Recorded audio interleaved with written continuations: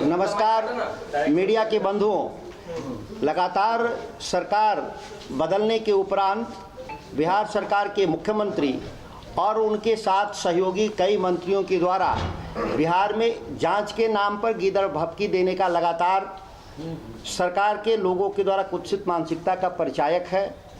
आप अच्छी तरह से भलीभांति मालूम है आपको कि मैं बिहार में कृषि मंत्री होते हुए इस्तीफा मैंने क्यों दिया था। हमारी प्रमुख मांग थी कि जो आपने 17 साल प्लस 2 साल 19 साल जो सरकार चलाए और इसमें आपने 3 कृषि रोड मैप आपने लागू किया, जिसमें तकरीबन 3,10,000 करोड़ रुपए आप खर्च होने का दावा जो आपने किया, उस पर मेरा सवाल था। मैंने साफ शब्दों में पत्र के माध्यम से किसी भी मंत्री के अधिकार क्षेत्र का जो सबसे ताकतवर हथियार होता है वो पत्र होता है, जिसके माध्यम से मैंने आदेश दिया कि तीनों कृषि रोड मैप का थर्ड पार्टी से जांच होनी चाहिए, सरकार के द्वारा नहीं। सरकार का जांच सरकार स्वयं क्यों कैसे कर सकती?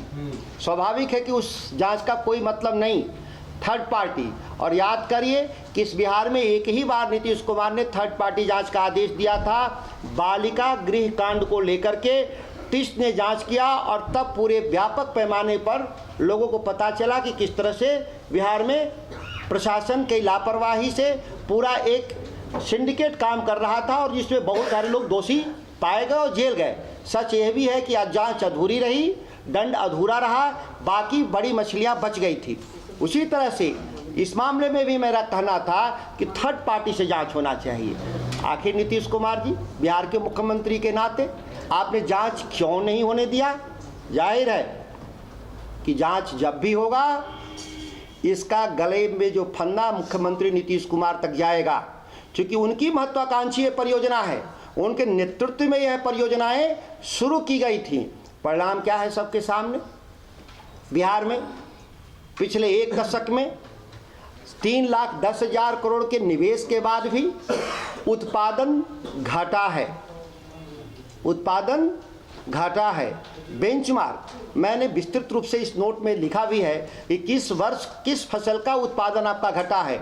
अगर हम टोटलिटी में देखें, इसेंशियल कमोडिटी जो हमारे जिसके क्रॉप कटिंग के आधार पर डेटा बनता है, बाकी फसलों में जैसे सब्जी हो, फल हो, दूध हो, इसमें कोई क्रॉप कटिंग का डेटा कलेक्शन नहीं होता, एक हाइपोथेटिक डेटा होता है।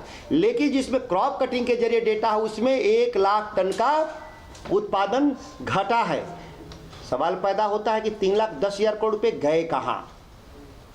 इसकी जांच होनी चाहिए और जब जांच होगा तो पता चलेगा कि कृषि विभाग के भीतर किस तरीके से सब्सिडी की लूट हुई है, जो सीड दिए गए वो नकली सीड दिए गए, फर्टिलाइजर केवल हम देश के जो एवरेज है कंजम्पशन पर हेक्टेयर उतना नहीं, हम पंजाब के ऊपर जाके कंजम्पशन कर रहे हैं फर्टिलाइजर।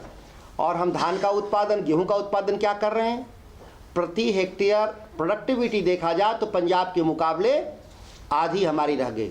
इस वर्ष भी पहली बार मक्का का बीज बांटने का एक षड्यंत्र रचा गया विभाग के द्वारा, अधिकारियों के द्वारा। अभी तक बिहार में सबसे ज़्यादा प्रदर्शन अच्छा था मक्के का उत्पादन का, जिसमें सरकार का योगदान शून्य था। लेकिन उस खेती को भी बर्बाद करने के लिए, मक्के की भी खेती बर्बाद हो जाए, सब्सिडी के आधार पे मक्का का बीज बांटने का इन लोगों ने खेल रचा और बिहार में सर्टिफाइड सीड के जगह ट्रूथफुल रियल सीड बांटने का काम किया जा रहा है, जो कानून के खिलाफ है। लेकिन वही मैं कह रहा हूं कि अगर ये विभाग के ही लोग जांच करेंगे, बिहार की सरकार ही जांच करेगी, तो फिर अपनी ही सरकार अपने खिलाफ क्या जांच करेगी? पिक एंड चूज पॉलिसी लाएंगे, अपने लोगों को बचाने का काम करेंगे और कमज़ोर लोगों को फंसाने का काम करेंगे। बालिका गृह कांड के बड़े अभियुक्त बच गए। सृजन कांड में जो शामिल लोग थे, जो 3,000 करोड़ रुपए का हेरा फेरी कहीं है चर्चा आज बिहार में, उसमें छोटे मोटे क्लर्क लेवल के लोगों का गिरफ्तारी हुई, सभी बड़े अधिकारी और सभी बड़े नेता बच गए। तो मैं मांग करता हूं कि आप इस मामले को थर्ड पार्टी का मतलब समझ रहे हैं, राज्य के बाहर होता है, और थर्ड पार्टी का मतलब होता है सीबीआई भी होता है। फिर भी हम ये नहीं करें कि सीबीआई ही, जिससे ज़रूरत है जांच कराने का काम करे, तभी जाकर के नीतीश कुमार जी पता चलेगा कि आपने बिहार को किस तरह से मिस रूल्ड किया है और अब लगातार मिस लीड कर रहे हैं राज्य को।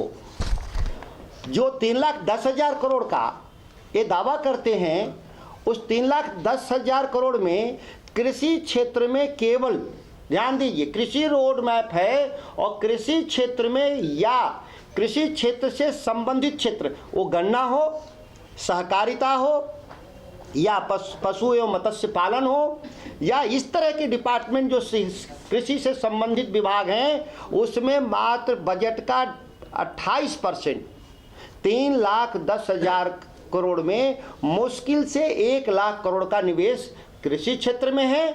2,10,000 करोड़ रुपए दूसरे फील्ड में जो आप निवेश कर रहे हैं, वह भी कृषि पर, किसानों पर लादने का काम कर रहे हैं, किसानों के साथ झांसा देने का काम कर रहे हैं बिहार का। बिहार के किसानों की असल मांग क्या थी कि हमारा आमदनी लगातार घटता जा रहा है। ये साबित कैसे होगा? आप राष्ट्रीय औसत पे देखिए, जो बजट पेश किया है सरकार ने, कि राष्ट्रीय औसत प्रति व्यक्ति प्रति वर्ष 1,97,000 है, लेकिन बिहार में कितना है प्रति व्यक्ति प्रति वर्ष? 59,000। मतलब हमसे 3.5-4 गुना ज़्यादा राष्ट्रीय औसत आमदनी है। तो कृषि क्षेत्र में जब हमारी आमदनी लगातार घटेगा तो प्रति व्यक्ति आय घटेगी। इसके लिए मंडी कानून की ज़रूरत थी। मंडी कानून को आज देश के किसान मंडी कानून लागू करने के लिए और एमएसपी को लागू करने के लिए पंजाब हरियाणा के किसान बॉर्डर पे धरना दे रहे हैं। भारत सरकार वार्ता कर रही है कि हम आपकी बात सुनने को तैयार हैं, लेकिन बिहार में की सरकार आज तक मंडी कानून 2006 से समाप्त है, उसको आज तक लागू करने का ये लोग प्रयास नहीं किया, ना ही इनके कान पे कोई जू रेंगा। मैं इस पत्र को मंत्री के रूप में पीत पत्र के माध्यम से लिखा था कि जो मंडी कानून आपने निरस्त किया है, उसके पुनर्बहाल के लिए कानून आप लाएं, लेकिन आज तक उस पर क्या कार्रवाई हुई? बिहार की जनता अच्छी तरह से भली भांति से परिचित है। यहाँ तक कि मैंने विधानसभा के भीतर भी मैं निजी विधेयक भी लाया था और 2 बार मैंने प्रेस कॉन्फ्रेंस भी किया। आज तक बिहार विधानसभा में निजी विधेयक कृषि बिल के तौर पे पेश करने की अनुमति नहीं दी गई। हद स्थिति ये है कि निजी विधेयक पेश करने का मौलिक अधिकार विधानसभा के सदस्यों को है। कृषि पर आपत्ति था, लेकिन अन्य मुद्दों पर भी निजी विधेयक पेश करने का लगातार सरकार के द्वारा विरोध होने से विधानसभा के भीतर निजी विधेयक पेश नहीं हो रहे हैं। यह चिंता का विषय है कि पिछले करीब 40 सालों से निजी विधेयक नहीं आ पा रहा है, जिसमें सबसे ज़्यादा अपने को लोकतांत्रिक कहने वाले बिहार के मुख्यमंत्री नीतीश कुमार के राज 19 साल में एक भी निजी विधेयक नहीं आ पाया। ये सवाल सबके सामने है। बजट को लेकर के मुझे ज़्यादा इसलिए नहीं कहना है कि आप लगातार देख रहे हैं कि पिछले 4 सालों से राजस्व घाटा बढ़ा है।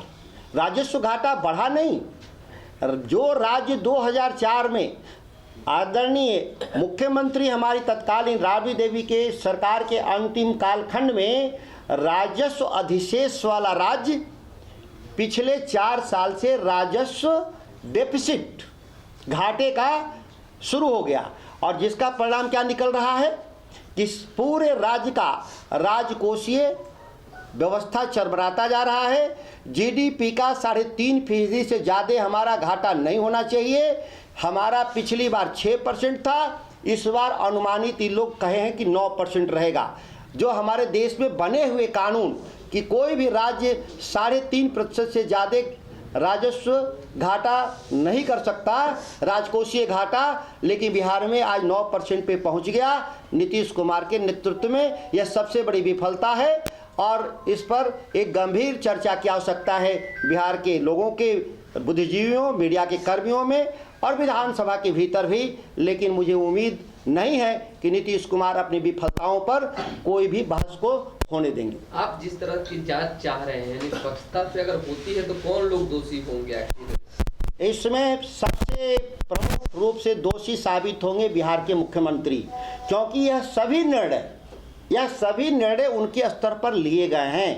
कैबिनेट मंत्रियों को आप जानते हैं कि जब वो समीक्षा करते हैं विभागों का और जो निर्देश देते हैं विभागों को, उसमें उस विभाग का मंत्रियों को आमंत्रित नहीं किया जाता है। यह पिछले 19 सालों से नीतीश कुमार के परंपरा रहे हैं। जब विभागीय आदेश सीधे मुख्यमंत्री दे रहे हैं तो स्वाभाविक है कि उसकी सारी रिस्पॉन्सिबिलिटी माननीय मुख्यमंत्री की है। यह सारे दोष माननीय मुख्यमंत्री पर जाएंगे। सुधाकर जी, इन तमाम बातों को आप पहले भी कई बार उठा चुके हैं, कई बार जांच की मांग कर चुके हैं, प्राइवेट मेंबर बिल भी ला चुके हैं, पत्र भी लिख चुके हैं।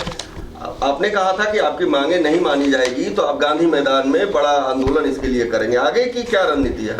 हमने पिछले 1 साल में विभिन्न जिलाओं का दौरा कर करके करीब 2 दर्जन हम किसानों की सभा किए हैं। हम लोगों की बातचीत बिहार के किसानों की सहमति बन रही है कि हम पटना के तरफ जाएंगे अपनी मांग को लेकर के। ये आने वाले समय में निश्चित तौर पर, चूँकि ये संयुक्त किसान मोर्चा एक बड़ा ऑर्गेनाइजेशन है जिसका मैं एक छोटा हिस्सा हूँ, जिसके हम बैनर तले हम काम कर रहे हैं।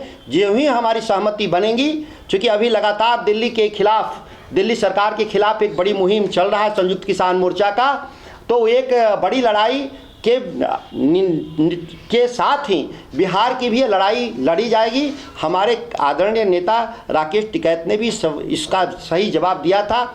आप लगभग अभी 2 दर्जन सभा किए हैं, अभी 2 दर्जन सभा और हम लोग बिहार में करेंगे और बिहार में किसानों को एकजुट कर करके हम लोग पटना आएंगे।